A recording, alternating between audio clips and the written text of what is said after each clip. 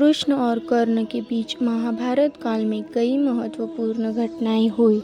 कृष्ण ने कर्ण के अपराधों को बताया था, तो उस संदर्भ में एक महत्वपूर्ण घटना है जो महाभारत युद्ध के पहले दिनों में घटी। युद्ध के पहले दिन भीष्म पितामह महारथी सेनापति के रूप में कौरवों की सेना का प्रमुख थे और उन्होंने कुरुक्षेत्र में राजमार्ग को प्रबंधित किया था। कौरवों के प्रमुख योद्धा कर्ण भी उनकी सेना के एक महत्वपूर्ण सेनापति थे।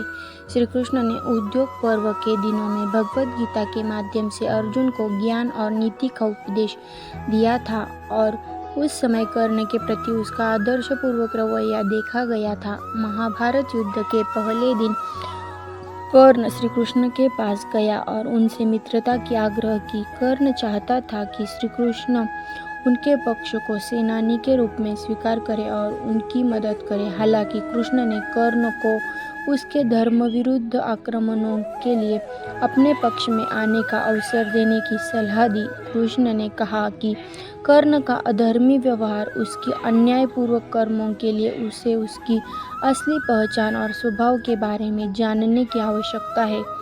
उसके बाद कृष्ण ने कर्ण को उसके जीवन के अपराधों की सूची सुनाई, जिसमें उसने पांडवों के परिवार के सदस्यों के प्रति उसके अन्यायपूर्वक व्यवहार, उनकी हरणों और अन्य दुराचारों के बारे में थे।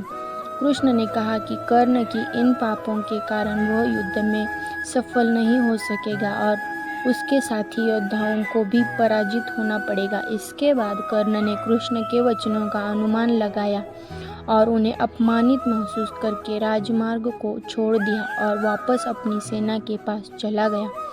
इससे पहले कि युद्ध शुरू हो, विशेष रूप से युद्ध में एक नियम स्वीकार किया था कि उसे युद्ध के पहले अर्जुन के साथ एक दूसरे का वचन देने का अवसर मिलेगा। लेकिन कृष्ण ने कर्ण को सच्चाई बताई और उसे उसके अपराधों के लिए जिम्मेदार ठहराया। यह घटना कृष्ण और कर्ण के बीच महाभारत युद्ध के पहले दिनों में हुई और इसने कर्ण की मानसिक स्थिति पर गहरा प्रभाव डाला।